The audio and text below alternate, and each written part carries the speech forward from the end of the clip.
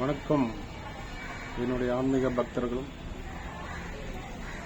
பொதுமக்களுக்கும் நண்பர்களுக்கும் என்னுடைய யூடியூப் சேனலை தொடர்ந்து பார்த்து கொண்டிருக்கும் நண்பர்களுக்கும் நன்றியை தெரிவித்துக் கொள்கிறேன். மகா கும்பமேளா பற்றி 2-3 வீடியோ நம்ம போட்டிருக்கோம். இப்போ இந்த மகா கும்பமேளா பற்றி உலகம் ஃபுல்லாக அதை பேச ஆரம்பிச்சிட்டாங்க. மகா கும்பமேளான்னா என்ன, ஏன் இவ்வளோ மக்கள் ஒன்றா கூடுறாங்க அப்படின்னு சொல்லிட்டு ஒரு மக்களுக்குள்ள யோசிக்க ஆரம்பிச்சிட்டாங்க. நான் டிசம்பர் மாதமே நான் அதை பற்றி வீடியோலாம் போட்டேன், நிறைய சொன்னேன். அப்போ அதை பற்றி யாருக்குமே நிறைய பேருக்கு தெரில. ஏதோ கும்பமேளா இது 12 வருஷத்துக்கு ஒரு வாட்டி நடக்கிற கும்பமேளா மாதிரி ஏதோ கும்பமேளா நடக்குது அப்படின்னு சொல்லிட்டு நிறைய பேர் நினச்சிட்டு இருப்பாங்க. அந்த மகா கும்பமேளா அப்படின்னா என்ன, 144 வருடங்களுக்கு ஒரு முறை வரக்கூடிய மகா கும்பமேளா இது ரொம்ப சிறப்பாக வாய்ந்தது அப்படின்னு கொஞ்சம் கொஞ்சமாக மக்கள் யோசிக்க ஆரம்பிச்சிட்டாங்க. அதை பற்றி ஆய்வு செய்ய ஆரம்பிச்சிட்டாங்க. அப்படி இந்த ஜனவரி 13, 14, 15 3 நாள் அங்கே பெரிய விசேஷம். அப்போ குறைஞ்சது ஒரு 4 கோடி 5 கோடி மக்கள் வந்திருப்பான்னு நினைக்கிறேன். நான் போயிருந்தேன் அந்த கும்பமேளாவுக்கு. அதுக்கப்புறம் தான் மக்கள் அங்கே இவ்வளோ போன அப்புறம் தான் நிறைய வெளியில் விளம்பரம் தெரிஞ்சு போச்சு. இவ்வளோ ஜனங்க கூடுறோம் தெரிஞ்சுன்னா எல்லாமே நிறைய பேர் போக ஆரம்பிச்சிட்டாங்க. இப்போ கிட்டத்தட்ட இன்னைக்கு வரைக்கும் கிட்டத்தட்ட 40 கோடி பேர் போயிருக்க மாதிரி ஒரு அரசாங்கம் கணக்கு சொல்லுது. சரி, அது சரி இருக்கட்டும், அது ஒரு பக்கம். இது ஏன் இப்போ இந்த மகா கும்பமேளா இவ்வளோ பிரம்மாண்டமாக பேசப்படுது? இப்போ போயிட்டு வந்தவங்க நிறைய பேர் அவங்க அனுபவங்களை ஒவ்வொருத்தரும் ஒரு மாதிரியா சொல்கிறாங்க. பெரிய பெரிய பெரிய செல்வம் படைத்தவர்கள், பெரிய ஆளுங்க, மத்திய அமைச்சர்கள், மாநில அமைச்சர்கள், முதலமைச்சர்கள்லாம் நிறைய பேர் குளிச்சிருக்காங்க. அதோட தத்துவம் என்னன்னு நிறைய பேர் தெரிஞ்சிருக்கு.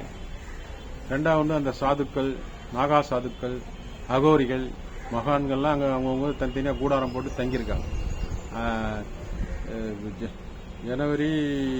பிப்ரவரி 26ஆம் தேதி அது இறுதி கட்டமாக அந்த விழா முடியுது. அதுக்குள்ள நிறைய கூட்டம், அங்கே ஏகப்பட்ட கூட்டம். ஃப்ளைட் டிக்கெட் கிடைக்கல, அப்படி கிடைச்சா ரேட் அதிகமாக இருக்கு. ட்ரெயின் கிடைக்கல. இத்தனை அரசாங்கம் நிறைய வண்டிகள்லாம் விட்டுருக்கோம் சொல்றாங்க. அப்படி இருந்தும் அதிகப்படியான அங்கே கூட்டம் அதிகமாக வரதுனால நான் கூட அங்கே இந்த வாட்டி போல. டிக்கெட்டு எனக்கு ரிட்டர்ன் டிக்கெட் கேன்சல் ஆனதுனால 2 டிக்கெட்டையும் கேன்சல் பண்ணிட்டோம். சரி பரவாயில்ல, ஆண்டவன் நமக்கு இது ஃபர்ஸ்ட் ஒரு வாட்டி போகும்போது கொடுத்துருக்கான், அதே போதும், மற்றவங்க போய் பார்க்கட்டும் அப்படின்னு.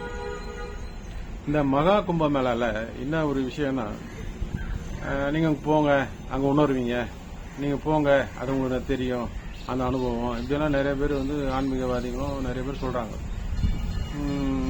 அதே மாதிரி பார்த்தீங்கன்னா அந்த வானத்தில் நட்சத்திரங்கள் வடிவில் சித்தர்கள், நாகா சாதுக்கள்லாம் கண்ணுக்கு தெரியாம சூட்சமா வராங்க. அந்த தண்ணியில இறங்குறாங்க. அங்க இந்த நாகா பாம்பு அவதாரம் மாதிரி அவங்க எடுத்து நீராடுறாங்கல்ல, அது இது நடக்குது அந்த தண்ணியில அப்படின்னு சொல்றாங்க. ரெண்டாவது பார்த்தா இரவு 2 மணிக்கு தான் போய் குளிக்கிறாங்க. அங்க 2 மணி அந்த குளிர்ல அந்த இதில் குளிச்சுட்டு அவங்களோட ஆன்மீக ஆற்றலை அதிகப்படுத்துறதுக்கான இதெல்லாம் செய்யறாங்க அப்படின்னு சொல்றாங்க. இதெல்லாம் ஒவ்வொரு கருத்து வருது. நான் உணர்ந்ததுல பாத்தீங்கன்னா, நான் ஃபர்ஸ்ட் முறையில போகும்போது இந்த நவதானியங்கள், பச்சரிசி இதெல்லாம் கொஞ்சம் வாங்கி வர முடியாதவங்க என்ன பண்ணுவாங்க பாவம். அதனால நீங்களாம் ஒரு கைப்பிடி போடுங்க, உங்க கர்மாலாம் கழியும். நான் எடுத்துட்டு போயிட்டு கங்கை, யமுனை, சரஸ்வதி நதியில திரிவேணி சங்கமத்தில் நான் அதை கரைச்சிட்டு வந்துடுறேன் அப்படின்னு சொல்லிட்டு அதை ஒரு மூட்டை மாதிரி வாங்கிட்டு போனேன். அது வாங்கிட்டு நான் இங்கேருந்து ட்ரெயின் ஏறி இங்கேருந்து எடுத்து போகும்போது வெயிட்டு தெரில. ட்ரெயினில் போனோம். ட்ரெயினில் இறங்கி நைட்டு 1 மணி இருக்கும். நான் பிரயாக்ராஜில் இறங்கி நடந்து போகும்போது அந்த மூட்டை வெயிட்டை தூக்க முடியல என்னால். ஏன்னா நானும் எனக்கு தெரில என்னடா அது என்ன வெயிட்டாக இருக்க மாதிரி தெரியுது, வெயிட்டாக. அப்போ பார்த்தேன் இந்த வெயிட், இது மாத்திரம் வெயிட் அவ்வளோ வெயிட்டாக தெரியுது. சரி, எனக்கு கூட வந்த நண்பர்கிட்ட சொன்னேன், இது மாதிரி ரொம்ப வெயிட்டாக இருக்குப்பா, என்ன தெரில அப்படின்னு சொன்னால் அவரு காதில் சரியாக கேட்டுக்கல. சரி ரைட்டு ஓகேன்னு போயிட்டோம். போயிட்டு ரூமில் போயிட்டு பையெல்லாம் வச்சுட்டு கொஞ்ச நேரம் ரெஸ்ட் எடுத்துட்டு ஒரு 5-6 மணிக்கு கிளம்பணும். டிஃபன் சாப்பிட்டுட்டு ஒரு 6 மணிக்கு போய் குளிக்கலாம் போகலாம் அப்படின்னு சொல்லிட்டு போயிட்டு 13ஆம் தேதி காலையில் போயிட்டு குளிக்கலான்னு போனால் அந்த போட்டெல்லாம் அப்போ தான் ஃபஸ்ட்டு விடுறாங்க. இந்த போட்டில் போயிட்டு அந்தாண்ட பக்கம் போய் குளிக்கணும் அப்படின்னு சொல்லிட்டு நாங்கள் எந்தெந்த கேட்டுக்கு போகிறோம் அந்தந்த கேட்டில் வந்து பந்துன்னு லாக் பண்ணிடுறாங்க. குளிக்க முடியல போகிறதுக்கு. என்னடா அது இப்படி ஒரு தடங்கள் வருது என்னன்னு புரியல. அப்புறம் யோசிச்சு பார்த்தா ஐயோ அந்த நவதானிய மூட்டை அந்த இதெல்லாம் நம்ம எடுத்துன்னு வராமல் வந்துட்டுமே ரூமில் வச்சுக்கும் போது சரி அதை எடுத்துகிட்டு வரணும் போகுது, அதை எடுத்துகிட்டு வந்தால் தான் நமக்கு குளிக்க விடும் போகுது அப்படின்னு சொல்லிட்டு. ஏன்னா நம்ம இந்த புனித நீரில் குளிச்சுட்டு மறுபடியும் அந்த கர்ம மூட்டை எடுக்க கூடாதுல்ல, அதனால அந்த தடங்களை ஏற்படுத்துறாங்க.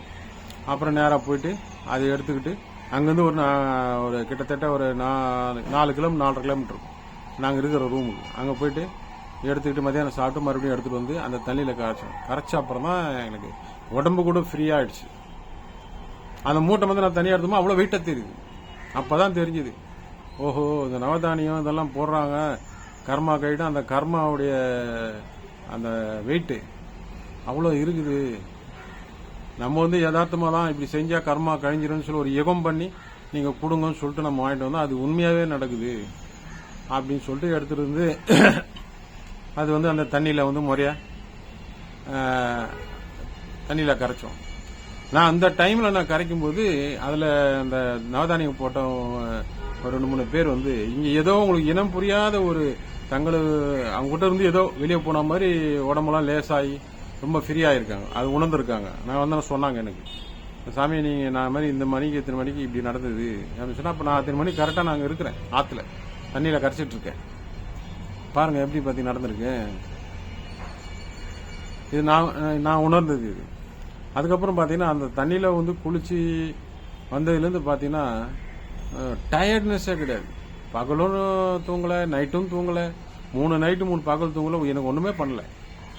நான் ரிட்டர்ன் வரும்போது தான் நைட்டில் தூங்கினேன் ட்ரெயினில். அவ்வளோ ஒரு சக்தி அங்கே. அப்போ தான் நான் உணர்ந்தேன், இப்போ ஏதோ கதைங்க சொல்கிறாங்க, இல்லை எழுதி வச்சுருக்காங்க, புராணங்கள் எழுதி வச்சுருக்காங்க, சரியா மகானுங்க சொன்னாங்க இப்படியெல்லாம் இருக்குன்னு நம்ம நம்பி தான் அங்கே போகிறோம். ஆனால் அதை நம்பி நம்ம போகிறோம், அந்த உணர்றோம் சக்தி. இப்பயே எப்படி இருக்குன்னா 144 வருஷம் முன்னாடி நடக்கும்போது அந்த இடம்லாம் எப்படி இருந்திருக்கும், அந்த ஆறு எப்படி கம்பீரமாக இருந்திருக்கும், காடு மலை இருந்திருக்கும், இவ்வளோ ஜனங்க வந்திருப்பாங்க, அவ்வளோ ஜனங்க எப்படி தங்கியிருப்பாங்க, எப்படி சாப்பிட்ருப்பாங்க. அதெல்லாம் பார்த்தீங்கன்னா ரொம்ப அபூர்வமான ஒரு விஷயம். அங்கே இருக்கும்போது நம்மளுக்கு வந்து வீட்டு சிந்தனையோ எந்த சிந்தனையும் நமக்கு வரல. அது ஏதோ ஒரு தேவலோகத்தில் ஒரு நதியில் போய் நீராடுற மாதிரியே ஒரு ஃபீலிங். அது ரொம்ப நான் அனுபவித்தேன். ரொம்ப அருமை, ரொம்ப அருமை. அதேமாரி அரசாங்கம் பார்த்தீங்கன்னா அந்த கட்டமைப்பு மக்களுக்கு வந்து அடிப்படை வசதியெல்லாம் நல்லா பண்ணியிருந்தாங்க. நம்ம அதெல்லாம் குறை சொல்லக்கூடாது. வெளி மாநிலமாக இருந்தாலும் நல்லா பக்காவாக நல்லா பண்ணியிருந்தாங்க. அதில் எந்த குறையும் கிடையாது. சாதுக்கெல்லாம் நாங்கள் நிறைய பார்த்தோம். நிறைய சாதுக்களை வந்து பார்த்தோம். அதுக்குன்னு இடம் ஒதுக்கி வச்சுருக்காங்க. போனால் அவங்கவுங்க அந்த கூடாரத்தில் தங்கியிருக்காங்க, நடந்து போய் நிற்கிறாங்க, துணி ஆடை இல்லாமையே சுற்றிட்டு இருக்காங்க. வரவங்களுக்கு யாருன்னா ஆசீர்வாதம் கேட்டால் ஆசீர்வாதம் கொடுக்குறாங்க. சின்ன ஒருத்தருக்கு ஒருத்தர் காய்ச்சி மூச்சுன்னு ஒரு சண்டை கூட கிடையாது. அவங்க போலீஸுக்கே வேலை கிடையாது, போலீஸே தனியாக நின்றுக்கிறாங்க. இப்போ தான் அந்த 29 நடக்கும்போது தான் கூட்டம் ரொம்ப அதிகமாகி போலீஸ் எல்லாம் கொஞ்சம் கெடுபிடி பண்ண சொன்னாங்க.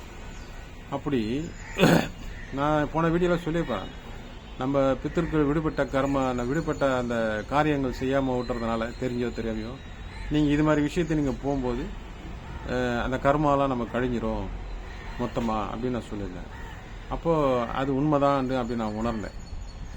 ஏன்னா நிறைய பேர் வந்து முன்னோர்களுக்கு வந்து செய்ய வேண்டிய திதி காரணம் தெரியாமல் விட்டுருப்பாங்க. அதனால் அந்த ஒரு இது அதெல்லாம் உண்மைதான் என்று நான் வந்து சில ஆன்மீக ரீதியான ஆய்வுகளை வெளியில் சயின்ஸாக கூட அறிவியலாக கூட சில பேரை சொல்கிறாங்க. இறந்தோன்னா அந்த ஆத்மா இங்கே இருக்குன்னு தான் சொல்கிறாங்க. அவங்கள வழி அனுப்புறது தான் இந்த திதி காரியம் இதெல்லாம். அதை மீறியும் சில ஆத்மா திருப்தியாமல் இருக்கிறவங்க இங்கே சுற்றிட்டு தான் இருக்கிறாங்க.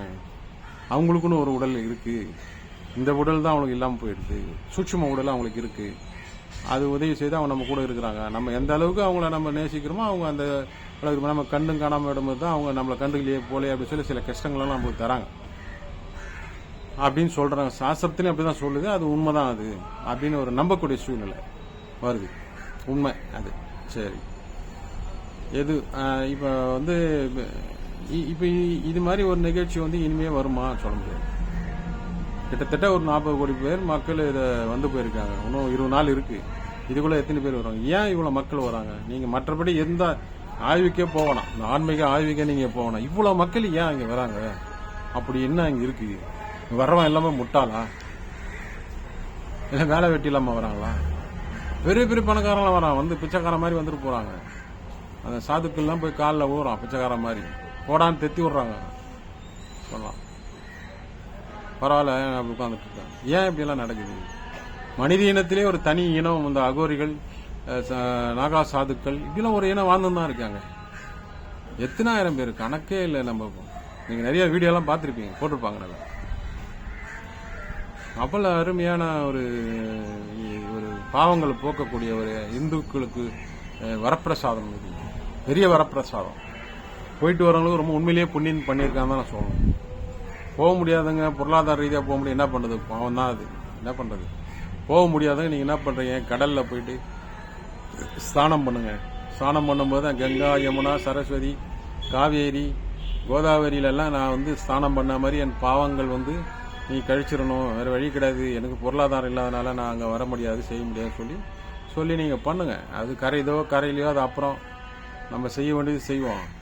இறைவன் எப்பவுமே வந்து நீங்க இறைவனை கும்பிட்டுட்டே இருந்தீங்கன்னா அது சேவிங் அக்கௌண்ட் மாதிரி சேர்ந்துட்டே இருக்கும். உனக்கு நேரம் நல்லா இருக்கும்போது அது ஆட்டோமேட்டிக் எல்லாத்தையும் ஒன்றா செஞ்சு விட்டுரும். அதனால நீங்க அதை நீங்க ட்ரை பண்ணுங்க. நீங்க அங்க போயிட்டு வந்தாலே ஒரு மனம் மாற்றம் இருக்கும். உடல் ரீதியான ஹெல்த்தியா நல்லா இருக்கலாம். நல்ல எண்ணங்கள், நல்ல சிந்தனை அது உங்களுக்கு இருக்கும். நெகட்டிவ் இவன் நம்ம கிட்ட நெருங்காது.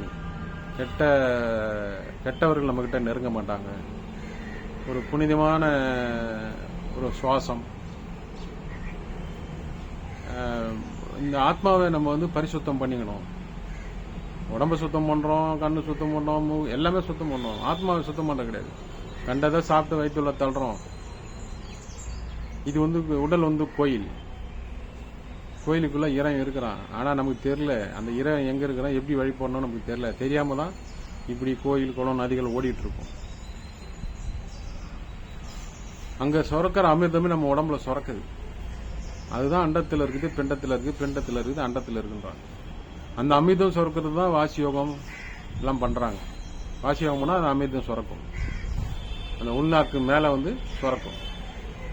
அப்படி சுரந்துட்டா நீங்க வந்து சாகா வரம் பெற்று விடலாம்.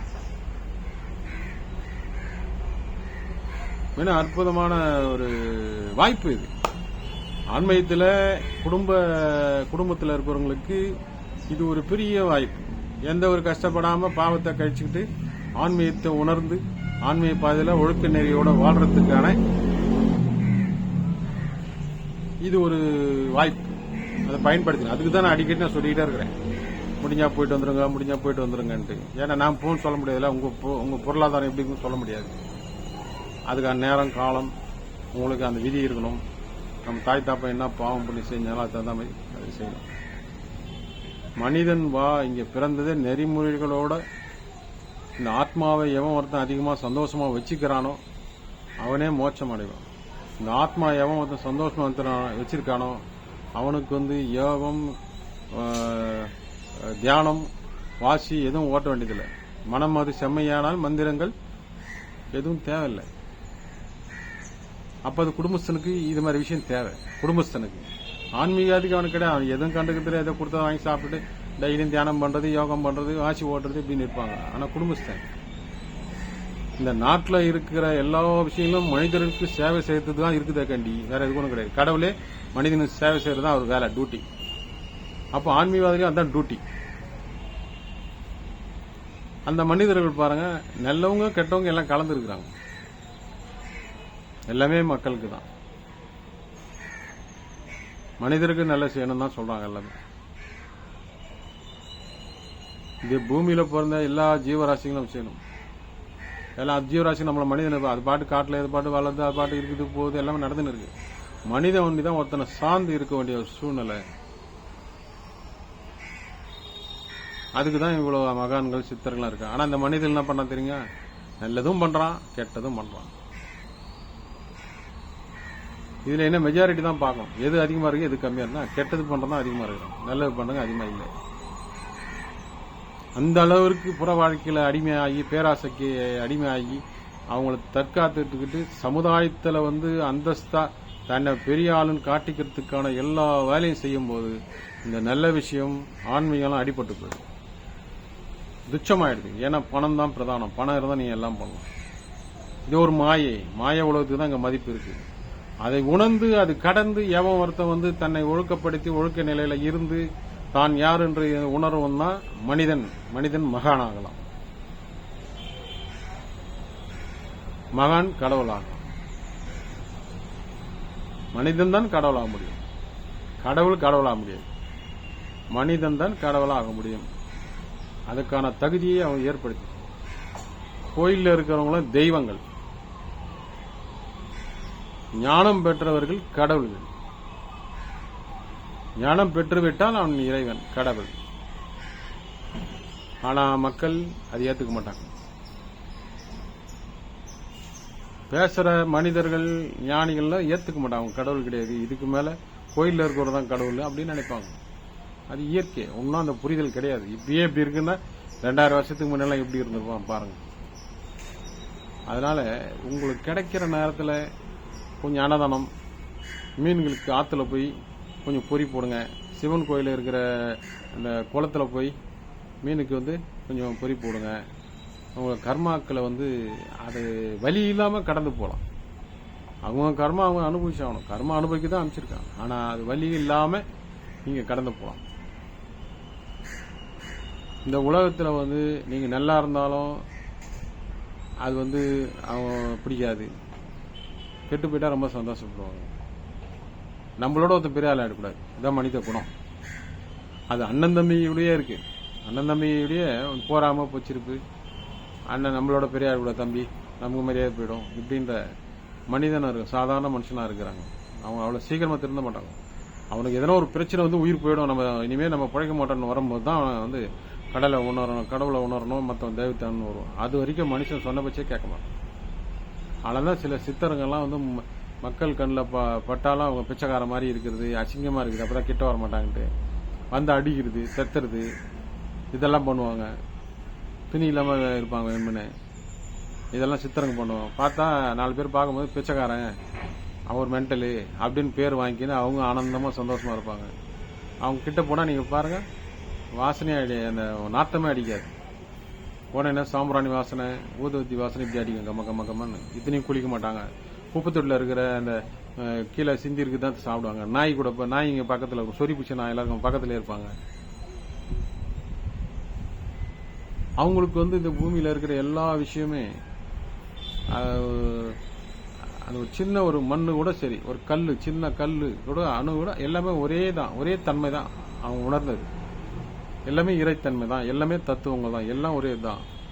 இருக்குன்றது இல்லை, இல்லைன்றது இருக்குது அப்படின்ற மாதிரி தான் இந்த பூமியில எல்லாம் இருக்கு. இதுல யார் நிறைய பிடிச்சி ஆட்டையை போட்டு வச்சிருக்காங்களோ நான் நிறைய வச்சிருக்கான பெரிய ஆளு, இல்லாதவன் பிச்சைக்காரன், அவ்வளவுதான், வேற ஒன்றும் இல்லை வித்தியாசம். அதனால நீங்க இதெல்லாம் கொஞ்சம் உணருங்க. எனக்கு தெரிஞ்சதான் சொல்றேன் உங்களுக்கு, நீங்க உணருங்க. அதே மாதிரி பிரயாக்ராஜுக்கு நீங்க போறவங்க ரொம்ப கேர்ஃபுல்லா போங்க, போக்குவரத்து எல்லாம் கரெக்டா பாத்துங்க. கூட்ட நெரிசலில் நீங்க இதில் போய் மாட்டாத அளவுக்கு நீங்க கொஞ்சம் பாத்துங்க. நல்லபடியா போய் நல்லபடியா சாமி கும்பிட்டு வாங்க.